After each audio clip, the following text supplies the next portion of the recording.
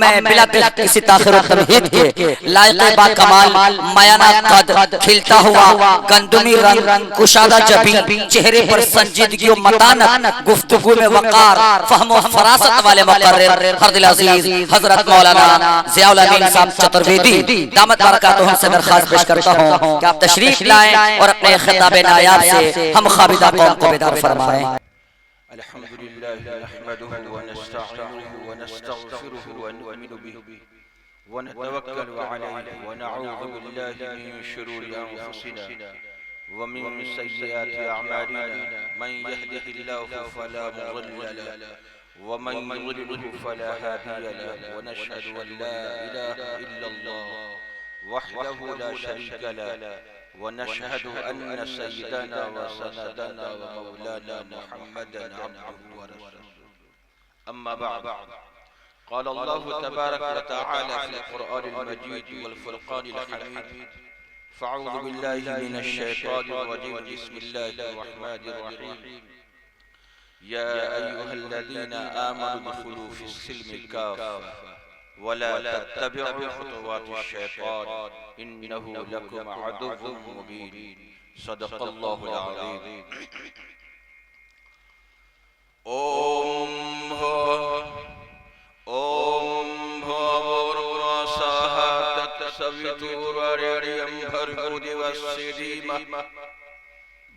देवस्य धीमहि धियो न प्रचोदयात् एको मेवाद्वितीयं वसुधैव कुटुम्बकम् न तस्य कश्चित् पतिरस्य लोके न चेसतानैव न तस्य लिंगम् सकार नकार न धीपा धीपो न चास्य कश्चित् जनिता न चाधीपः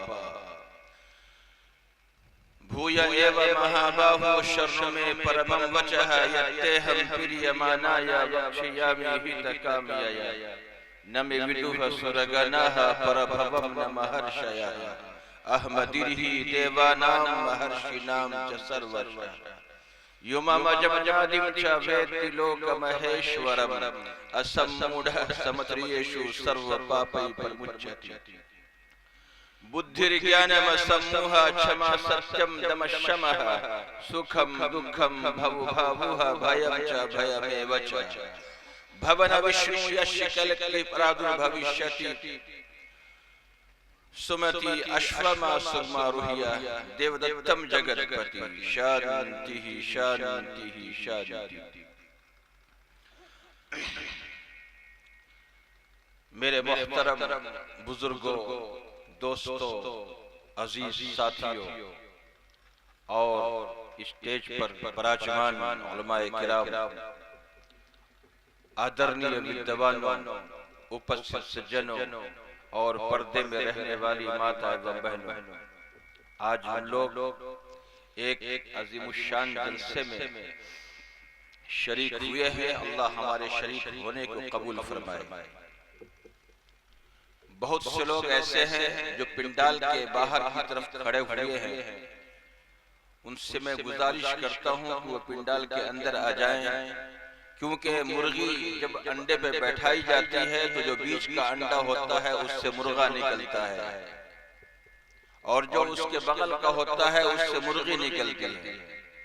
जो बिल्कुल बाहर होता है वो उससे न मुर्गा निकलता न मुर्गी निकलती, वो घोर हो जाता है। जो पिंडाल के बीचों बीच बैठे हुए हैं वो गोया अपने प्योर मर्द होने की निशानी पेश कर रहे हैं। जो किनारे में हैं वो ये कहना चाहते हैं कि हमारे मर्द होने में आशंका है।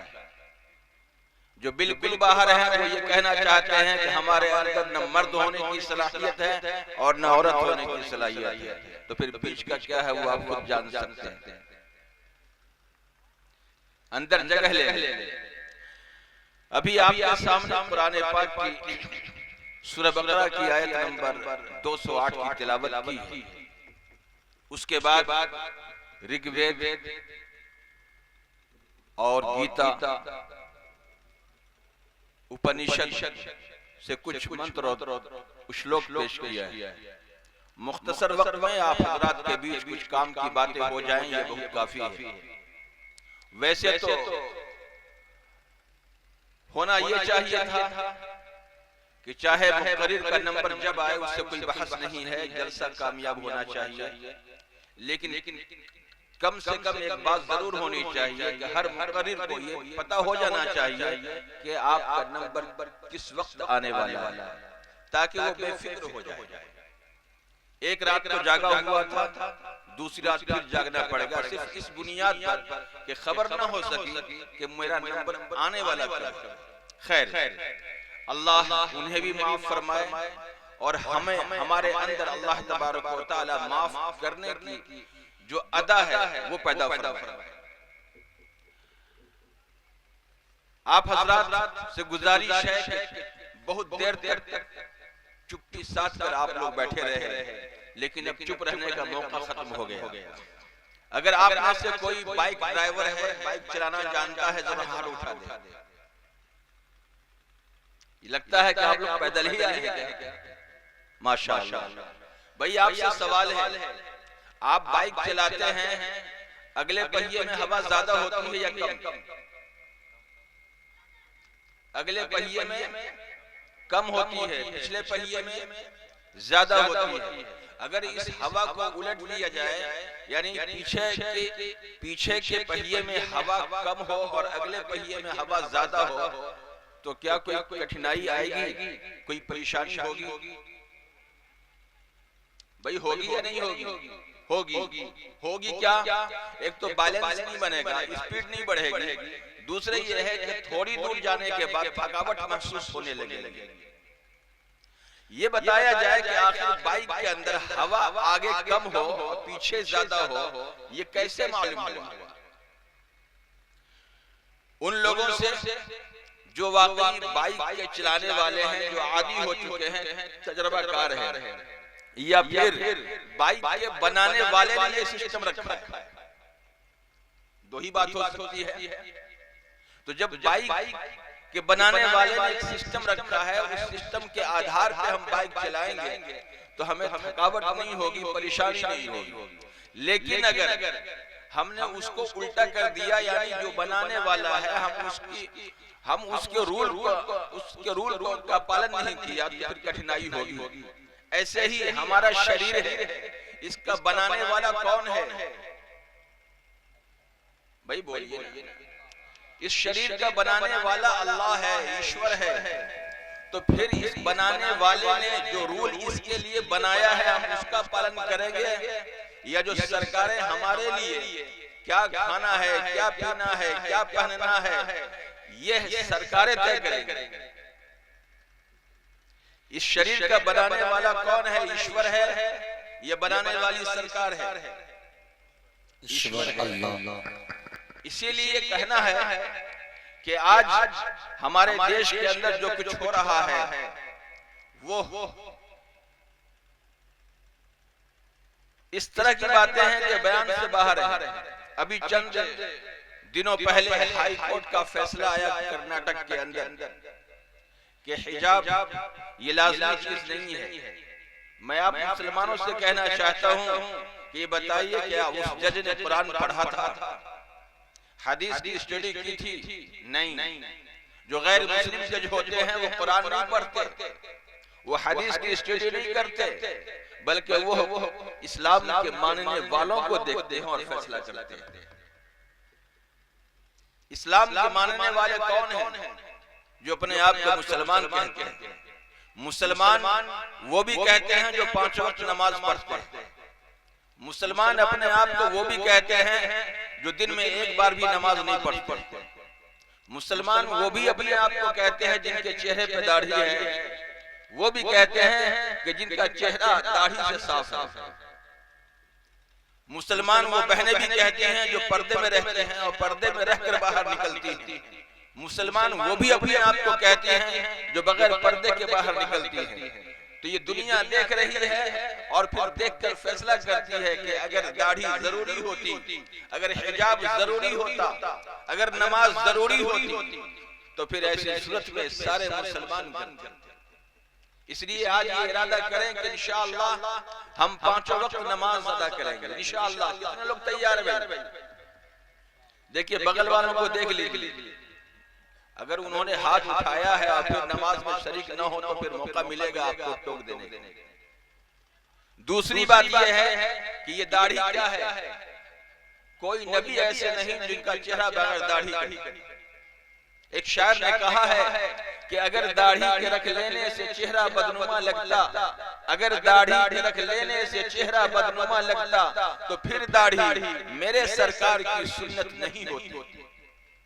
इसलिए आज ये इरादा करें कि इंशाअल्लाह जिनके चेहरे पे दाढ़ी नहीं है वो आइंदा अपने चेहरे पे उस्तुरा नहीं चलवाएंगे। बोलिए भाई, इतने लोग तैयार हैं, उस्तुरा नहीं चलवाएंगे, याद रखेंगे, ये बहुत जरूरी चीज है। और अगर हम बाहर जाएं, चाहे कहीं किसी बाजार में, तो खुले सर न जाएं। टोपी हो या पगड़ी हो, आप उसे सिखों की पगड़ी पे और दाढ़ी पे कोई आवाज नहीं उठती। क्यों? इसलिए कि उनके लिए दाढ़ी का होना जरूरी है। कोई सिख बगैर दाढ़ी के नजर नहीं आता तो उनकी दाढ़ी पे आवाज नहीं उठती। आज हम मुसलमान भी उस सेवा को अपना लें कि हमारे नबी सल्लल्लाहु अलैहि वसल्लम की सुन्नत है हमारे चेहरे पे दाढ़ी होगी और हमारा सर खुला हुआ नहीं होगा, तो फिर देखिए जमाना बदल जाएगा। आज जरूरत इस बात की है। तो बात ये हो रही थी कि हमारा जो बनाने वाला है, जो पैदा करने वाला है, वो डिसाइड करेगा कि हमें क्या खाना है, क्या पहनना है। इसलिए ये तो कुरान के मानने वालों को अच्छी तरह मालूम है, लेकिन जो हमारे गैर मुस्लिम भाई, जो सनातन धर्मी भाई, उनका हाल तो ये है कि उनकी धार्मिक पुस्तक खुद उनके घरों में नहीं है। यहाँ कितने मुसलमान बैठे हुए हैं कि जिनके घरों के अंदर कुरान नहीं है? जरा हाथ उठाकर बताएं जिनके घर में कुरान ना हो वो उठाएं, तो मालूम होगा कि सबके घर में कुरान है, तो हाथ उठाने की क्या जरूरत है। लेकिन कुरान के साथ हमारा रवैया कैसा है? कुरान के साथ रवैया ये है कि सिर्फ शबान का महीना आया या रमजान का महीना आया या हमारे घर में किसी की मौत हो गई तो उनको सवाब पहुंचाने के लिए हम कुरान पढ़ते हैं, उसके बाद फिर उठाने की नौबत नहीं आती। और जिस जुज़दान में कुरान लपेट कर रखा जाता है, हम अपने कपड़ों को तो बार बार धोते हैं, लेकिन उस जुज़दान को धोने की नौबत तक नहीं आती। तो ये तो हमारा सलूक, तो हमें इसका ख्याल करना है। लेकिन याद रखें कि ये हमारे जो गैर मुस्लिम भाई हैं, माशाअल्लाह हमारे मुशफ़िक़ व मुरब्बी मुस्लिह क़ौम मिल्लत हज़रतुल इज़्ज़त हज़रत अक़दस मौलाना इज़हारुल हक़ साहब दामत बरकातुहुल आलिया की ज़ात गिरामी की आमद हो चुकी है। इंशाअल्लाह उनका भी पुरबख्श खिताब होगा और दुआ भी होगी इंशाअल्लाह। तो गैर मुस्लिमों को ये मालूम नहीं है कि हमारी धार्मिक पुस्तक कौन सी। आइए जरा देखते हैं उनकी किताबों को खंगालते हैं। गीता अध्याय नंबर 16 श्लोक नंबर 24, तस्मात् शास्त्रम परमाणम के कार्यकार व्यवस्थितो ज्ञात्वा शास्त्र विधानोक्तम कर्तुम् इह, कि कौन सा काम तुम्हारे करने योग्य है और कौन सा काम तुम्हारे छोड़ने योग्य है, कौन सा काम तुम्हें करना है और कौन सा काम नहीं करना है, उसके लिए शास्त्र ही प्रमाण है। और शास्त्र कितनी पुस्तकों का नाम है। ऐसा महसूस होता है कि आपके कान तो खुले हुए हैं लेकिन आपकी आंखें बंद हैं। कम से कम इशारा तो समझ जाएंगे। कितनी पुस्तक? 5। कौन कौन? ऋग्वेद, यजुर्वेद, अथर्ववेद, सामवेद और गीता। कौन सा काम करने योग्य है और कौन सा काम छोड़ने योग्य है, कौन सा काम करना है कौन सा काम नहीं करना है, उसके लिए शास्त्र ही प्रमाण है, यानी चारों वेद और गीता। लेकिन आज हाल यह है कि हमारे हिंदू भाइयों के यहाँ वेद है नहीं। यहाँ तक के पंडितों से बात होती है, पंडित जी से पूछता हूँ कि पंडित जी आपने वेद पढ़ी है? कुशेश्वर स्थान के पंडित से हमारी मुलाकात हुई, उनसे पूछा कि आपने वेद पढ़ी? कहते हैं मौलवी साहब आप वेद पढ़ने की बात करते हैं, मैंने तो अब तक देखा ही नहीं। तो जरा बताइए कि क्या हाल होगा।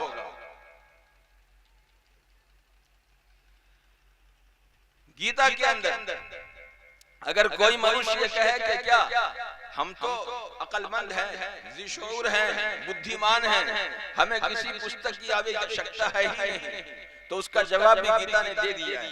गीता अध्याय नंबर 16 श्लोक नंबर 23, यह शाश्वती मुत्सिर्ज वर्तते काम कारतः न सिद्धि भवाप्नोति न सुखम न पराम गति।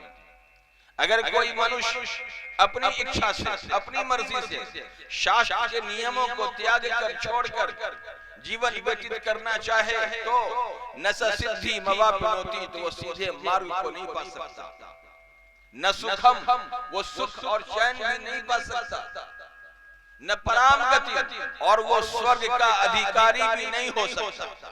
अब बताइए कि ये शास्त्र से दूर रहकर कोई स्वर्ग का अधिकारी हो सकेगा?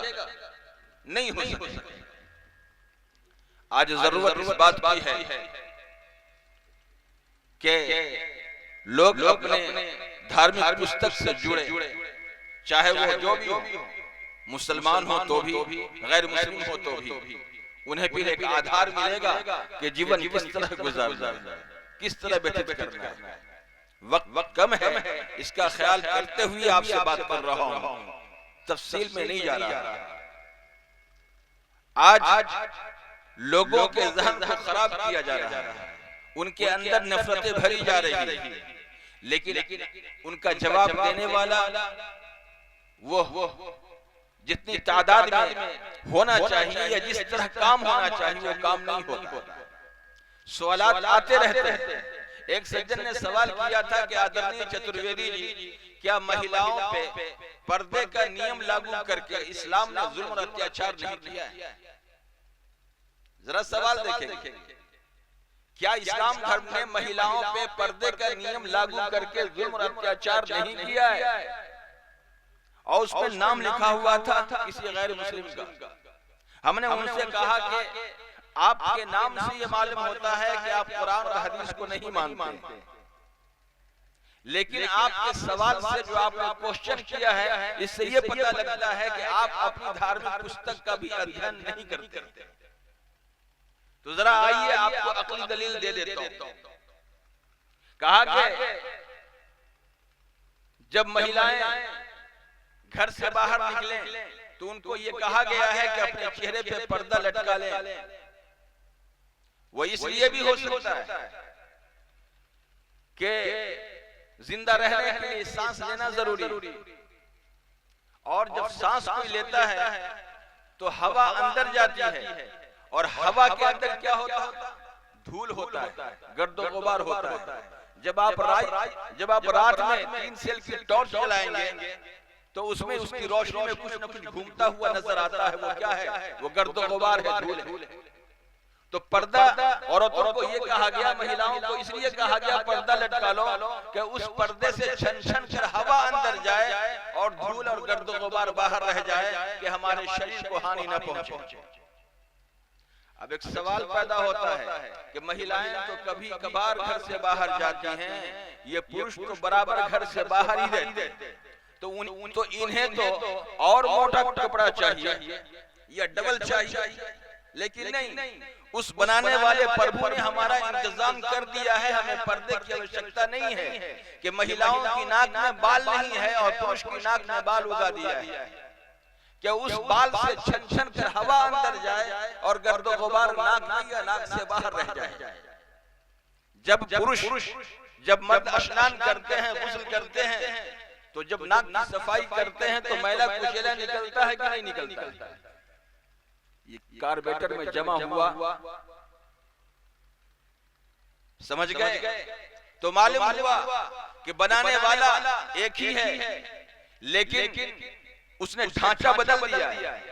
और ढांचा बदलता कब है? जब उसने काम बदला तो ढांचा बदल दिया। इससे एक बात साबित होती है कि महिलाओं का काम कभी कभार बाहर जाने का है, लेकिन पुरुष हमेशा बाहर रहते हैं। इसलिए इनकी नाक में बाल उगा दिया, महिलाओं की नाक में बाल नहीं। अब आ जाइए जरा, कुरान ने तो पहले मर्दों को कहा है पर्दा करो, औरतों का नंबर 2 बाद में है। और यही चीज ऋग्वेद के अंदर भी है। ऋग्वेद मंडल नंबर 8 सूक्त नंबर 19 मंत्र नंबर 33 कि ऐ महिलाओं, ब्रह्मा ने तुम्हें महिला बनाया है, इसलिए अपनी आंख को, अपनी नैन को नीचे रखो, ऊपर नहीं, अपने पैर को समेटे हुए रखो और ऐसा वस्त्र पहनो, ऐसा लिबास पहनो कि कोई अजनबी तुम्हारे शरीर को न देख सके। खुद सोचिए जरा, पर्दा नहीं तो क्या है। लेकिन आज अपनी रोटी सेकने के लिए न जाने लोग क्या क्या कर बैठते हैं। आपने देखा कि अगर 1 लाख का सोना सोने के तराजू पे तौला जाए तो सोने का तराजू कितना बड़ा होता है? छोटा सा। 1 लाख का सोना सोने के तराजू पे तौला जाए और कोई ये कहे कि हम 50,000 का पत्थर उस पे तौलेंगे तो तराजू का क्या हाल होगा? तराजू टूट जाएगा। ऐसे ही ईश्वर ने उस खुदा ने हमारे लिए जो सिस्टम बनाया है उस पे अपने अक्ल को दौड़ाएंगे तो हमारी अक्ल भी टूट जाएगी, यानी हम पागल हो जाएंगे। और पागल का इलाज कहाँ होता है नहीं मालूम। पागल का इलाज पागल खाने में, कांके में होता है। और ऐसे लोगों को हम पार्लियामेंट भेज देते हैं। तो बताइए कि फिर गड़बड़ होगा या नहीं होगा? उनका इलाज कहीं और होना है तो कहीं और भेज देते, तो इलाज क्या होगा? ये हमें सोचना है, हमें इसकी फिक्र करनी है। इसलिए हम मुकम्मल, अगर इस्लाम के मानने वाले हैं तो इस्लाम एक दरख्त है और हम उसके फल हैं। फल अच्छा होगा, उसके अंदर जायका होगा, तो फिर उस दरख्त की लोग हिफाजत करेंगे। और अगर फल कड़वा हुआ तो फिर ऐसे दरख्तों की हिफाजत नहीं की जाती। इसलिए हम अपने आप को बेहतर बनने की कोशिश करें। इसीलिए कुरान में अल्लाह ने कहा है, ऐ ईमान वालों, इस्लाम में पूरे के पूरे दाखिल हो जाओ, शैतान की पैरवी मत करो, इसलिए कि वो खुला हुआ दुश्मन है। पूरे के पूरे दाखिल हो जाए। ऐसा नहीं कि कुछ अंदर कुछ बाहर। यानी जब नमाज पढ़ने के लिए मस्जिद जाएं तो अपनी मोढ़ी को ऊपर कर लें और जब बाहर जाएं तो फिर नीचे कर लें। इस्लाम ये नहीं सिखाता है। इस्लाम ये सिखाता है कि तुम मर्द हो तो अपने टखनों को हमेशा खुले हुए रखो, खुला रखो। तो इंशाअल्लाह हम लोग तैयार हैं इसके लिए कि पूरे के पूरे इस्लाम में हम दाखिल होंगे। और कैसे होंगे? कुरान पढ़ेंगे और हमारे जो उलमाए किराम हैं हम उनसे सीखेंगे और फिर उसके बाद बात आगे बढ़ेगी तो फिर हमारे हालात जरूर बदलेंगे इंशाअल्लाह। अल्लाह तबारक व तआला हम सबों को कहने और सुनने से ज्यादा उस पर अमल की तौफीक अता फरमाए।